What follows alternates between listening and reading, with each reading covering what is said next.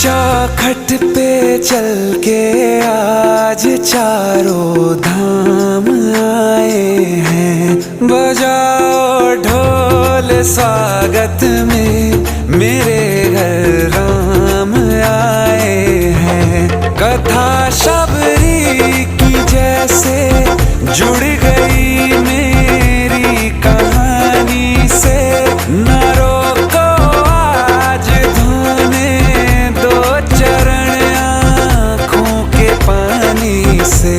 बहुत खुश हैं मेरे आंसू के प्रभु के काम आए।